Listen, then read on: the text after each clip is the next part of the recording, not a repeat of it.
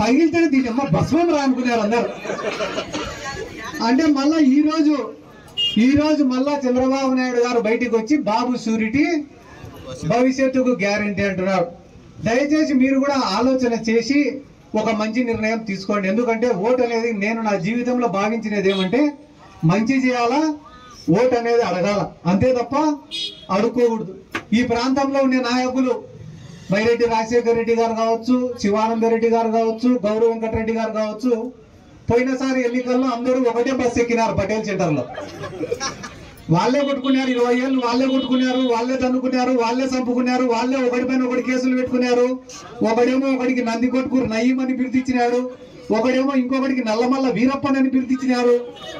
అందరూ ఒకడికొకటి బిరుదులు ఇచ్చుకొని ఆ పటేల్ సెంటర్ లో అందరూ ఒకటే బస్సు ఎక్కినారు.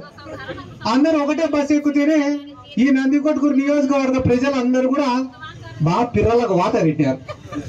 40,000 ఓట్ల మెజార్టీ ఇచ్చినారు వైఎస్ఆర్ కాంగ్రెస్ పార్టీకి. ఈ అల్లూరు గ్రామంలోనే 400 ఓట్ల మెజార్టీ ఇచ్చినారు ఎమ్మెల్యే ఎలక్షన్లకి, 450 ఓట్ల మెజార్టీ. కానీ మీకు ఇప్పుడు నేను చెప్పే విషయం ఏమరా అంటే, పోయినసారి అందరూ ఒకటే బస్సు ఎక్కినారు కాబట్టి మీరు మా పెద్ద గుణపాఠం చెప్పినారు వాళ్ళకి. వాళ్ళు కూడా కనుక్కున్నారు అది, ఒరే మనం అందరం ఒకటే బస్సు ఎక్కుతే కానీ మనల్ని బతకనివారా ఈ నంది కొట్టుకురు ప్రజలు అని చెప్పి కనుక్కున్నారు. కాబట్టి ఈసారి ఏం చేస్తారు, తలా ఒక బస్సు కొనుక్కున్నారు. తలా ఒక బస్సు కొనుక్కొని మళ్ళీ అందరు పటేల్ సెంటర్కి వస్తారు. పోయినసారి అందరు కలిసి వచ్చినారు, ఒప్పుకోలేదు కాబట్టి ఈరోజు 7 బస్సులో వాడు వస్తారు. వచ్చినా కూడా తలా ఒక బస్సు కొనుక్కునే వాళ్ళందరి గుర్తు ఒకటే. వాళ్ళది సైకిల్ గుర్తు, మనది ఫ్యాన్ గుర్తు. వాళ్ళ అవినీతి వైపు, మనం నిజాయితీ వైపు. వాళ్ళ దగ్గర పలుకుబడి ఉండొచ్చు, కానీ మన దగ్గర ప్రజలు ఉన్నారు. జగన్మోహన్ రెడ్డి గారు చేసిన మంచి ఉంది. ఇది ప్రతి గ్రామం కూడా తిరిగి నేను చెప్తా. ఎందుకంటే ఎంత మంచి చేసినా కూడా ప్రజలకు చెప్పుకోవాల్సిన బాధ్యత మన పైన ఉంటుంది. తెలుగుదేశం వాళ్ళు తప్పుడు ప్రచారాలు చేయడం తప్ప ఏమీ కూడా చేయలేరు. నిన్ననే ఒక అధికారిని కలిసిన, ఆయన పాపం అన్న 30 సంవత్సరాలు ఆయన జీవితంలో చాలా నిజాయితీగా బతికినాడు. ఎంత నిజాయితీగా బతికినాడంటే ₹1 లంచం తీసుకోలే. ఎంతోమంది ఆఫీస్కి వచ్చి సాయం చేయమని అడిగినా కూడా నిజాయితీగా పనిచేశాడు.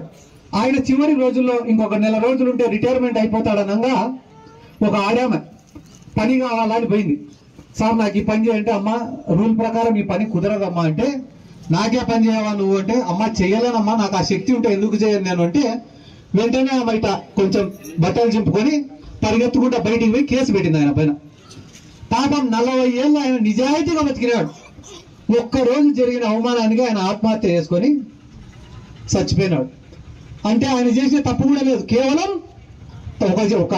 ఒక ఆమె స్వార్థం కోసము చేసిన ఒక తప్పుడు ప్రచారం వల్ల ఒక మనిషి చచ్చిపోయినాడు. అదే రకంగా ఈరోజు రాష్ట్రంలో 2,50,000 కోట్ల రూపాయలు ప్రజల అకౌంట్లలో వేస్తే అది కనిపించడంలే చంద్రబాబు నాయుడికి. ఆయనకి ఏం కావాలంట, ఆయన ముఖ్యమంత్రి కావాలంట, ఆయన కొడుకు మంత్రి కావాలంట, ఆయనకి ఇంకొక కొడుకున్నాడు పవన్ కళ్యాణ్ అని, ఇంకొక కొడుకున్నాడు, ఆయన ఎమ్మెల్యే కావాలంట. దానికోసం వాళ్ళని ఎదుర్కొనే చేత కాక పురంధేశ్వరిని బీజేపీలో పంపించినారు. ఈ పక్క రేవంత్ రెడ్డిని షర్మిలను కాంగ్రెస్ పంపించినారు. ఇంతమంది ఏకమైంది ఎవరిపైన? ఎందుకు ఏకమైనారు? ఉండే డబ్బంతా కూడా జగన్మోహన్ రెడ్డి పేదోనికి పంచి పెడితే డబ్బులు ఇన్ని వాళ్ళకి మేము ఎట్ట బతకాలా? ఇప్పుడు ఈ గ్రామంలో శివానంద రెడ్డి మిగతా లీడర్లు ఉన్నారమ్మా. టీడీపీ గవర్నమెంట్ ఉన్నప్పుడు నీరు చెట్టు చేసుకొని డబ్బులు తిన్నారు, పుష్కరాల వర్కులు చేసుకొని డబ్బులు తిన్నారు, ఇంటి పట్టాలో లేకుంటే ఇల్లు ఇప్పిస్తామని డబ్బులు తిన్నారు, జన్మభూమి కమిటీల పేరిట డబ్బులు తిన్నారు. ఇప్పుడు జగన్మోహన్ రెడ్డి వచ్చిన తర్వాత ఇంకా వాళ్ళతో ఏం పని ఉంది? మీకు మాతోనే పనిలే. ఇప్పుడు మేము వైసీపీ వాళ్ళం, మాతోనే మీకు పని లేకుండా అన్ని అందుతానప్పుడు ఇంకా శివానంద రెడ్డిని ఎవరు పలకరిస్తారు? మిగతా నాయకులు ఎవరు పలకరిస్తారు? కాబట్టి జనాలు మా దగ్గరికి ఎవరు రావడం లేదే, మేము చెప్పింది ఎవరు వినడం లేదే, కనీసం మేము దారిలో నడుచుకుంటూ పోతాంటే ఒక నమస్తే కూడా పెట్టడం లేదే అనే బాధతో జనాలు మళ్ళీ మాకు భయపడాలన్నా, జనాలు మళ్ళీ మేము చెప్పింది వినాలన్నా, జనాలు మళ్ళీ మా ముందర చేతులు కట్టుకొని నిలబడాలన్నా ఖచ్చితంగా జగన్మోహన్ రెడ్డి ఓడగొట్టాలనే ఉద్దేశంతో వాళ్ళు ఉన్నారు. నేను కూడా జగన్ సార్ అడిగినా, సార్ ఇంతమంది ఒక్కటైతారు ఏంది సార్ మన పరిస్థితి అంటే, గ్రామానికి తెలుగుదేశం వాడు కానీ శివానంద రెడ్డి లాంటి వాళ్ళు కానీ 5 మందో 10 మందో ఉంటారు. కానీ జగన్మోహన్ రెడ్డి గారి వల్ల సాయం పొందిన వాళ్ళు మిగిలిన 990 మంది ఉంటారు. కాబట్టి 990 మంది ఆశీర్వాదం మా పైన ఉన్నప్పుడు ఈ 10 మంది మాకు ఉన్నా ఒకటే లేకున్నా ఒకటే. కాబట్టి మాకు మళ్ళీ చెప్తానమ్మా, వీళ్ళందరూ ఒకటే. రేపు ఎలక్షన్లకు మళ్ళీ వస్తారు, వేరేటి ఏం చెప్పలేరు. సిద్ధార్థ రెడ్డి గారు రాక్షసుడు అంటారు, వాడు దయ్యం అంటారు. ఇవన్నీ చెప్పి మళ్ళీ ఏదో మిమ్మల్ని అడుక్కోనికి వస్తారు. వచ్చినప్పుడు ఒక మాట అడగండి, సార్ మేము ఎవరిని అడుక్కోకుండా మాకు జగన్ ఇంత సాయం చేసినాడు కదా, మీకు 5 సంవత్సరాల అధికారం ఇచ్చినప్పుడు మీరు ఎందుకు మాకు చేయలేకపోయినారు సార్ అని ఒక్క మాట అడిగిన తర్వాత నేను వెళ్ళిపోతా, నాకు మళ్ళీ పని ఉంది. ఇట్లాంటివి 68 గ్రామాలు ఉండే అందరికి పోయి చెప్పుకోవాలా. ఎందుకంటే కానీ వాళ్ళు చేసే 4 డబ్బా ఛానళ్ళు ఉండే వాళ్ళకి. చంద్రబాబు నాయుడు పిచ్చినా కూడా వాసన బలి వస్తాయని చెప్తున్నారు వాళ్ళందరూ కూడా.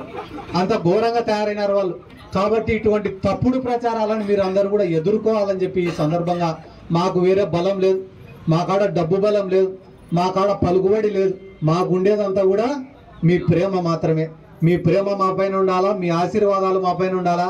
ఎందుకంటే చాలా బాధ అవుతుందన్న, చిన్న వయసు అయినా కూడా వీళ్ళు నా పైన మాట్లాడే మాటలు చూస్తే చాలా బాధ. ఎందుకంటే కన్నా వైఎస్ఆర్ కాంగ్రెస్ పార్టీ అధికారంలోకి వచ్చినాక కేవలం ఒక 5 నుంచి 10 కార్యక్రమాలకు మాత్రమే హాజరైనాడు. నేను 5 నుంచి 10 కార్యక్రమాలకు మాత్రమే. అది కూడా అనిల్ యాదవ్ గారిని పిలుచుకొని నాగలుటికి వచ్చిన, మినిస్టర్ ఆర్కే రోజా గారిని పిలుచుకొని నందికొట్కూరుకు వచ్చిన, ఇంకొక 5 కార్యక్రమాల నుంచి 10. అంతకుమించి ఒక్క కార్యక్రమానికి, ఒక్క ప్రభుత్వ కార్యక్రమానికి కూడా నేను హాజరు కాలే. ఆ 5 కార్యక్రమాలకు కూడా శిలాఫలకం పైన ఎమ్మెల్యే గారి పేరు పెట్టినారు, ఎమ్మెల్యే గారికి ఆహ్వానం పంపించినారు.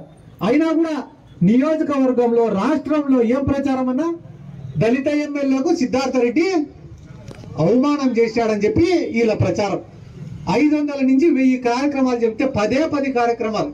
వాటికి కూడా నేను ఎందుకు హాజరైనా తెలుసా, నాగలుటికి అనిల్ యాదవ్ గారిని కానీ పిలుచుకొని వస్తే, ఇరిగేషన్ శాఖ మంత్రి, ఆయన పిలుచుకొని వస్తే మిర్తూర్ మండలంలో ఉండే నీటి సమస్య గురించి తెలుసుకుంటాడు, ఆ ప్రాంతానికి ఒక లిఫ్ట్ ఇరిగేషన్ తెస్తాడని చెప్పి నేను ఆయన్ని పిలుచుకొని వచ్చినాను తప్ప సిద్ధార్థ రెడ్డి గారికి కొత్తగా పబ్లిసిటీ అవసరంలే, కొత్తగా జనాలు అవసరంలే అన్న. నాకు ఆర్కే రోజా గారిని మన నందికొట్కూరుకు పిలుచుకొచ్చిన. ఎందుకు పిలుచుకొచ్చిన, నేను స్పోర్ట్స్ అథారిటీకి చైర్మన్ కాబట్టి 2 ఇండోర్ స్టేడియంలు నిర్మించినా కాబట్టి, నా ప్రాంతంలో నేను 2 ఇండోర్ స్టేడియంలు నిర్మించిన అని ప్రజలకు చెప్పుకోవాలనే ఉద్దేశంతో నేను ఇక్కడికి పిలుచుకొని వచ్చిన.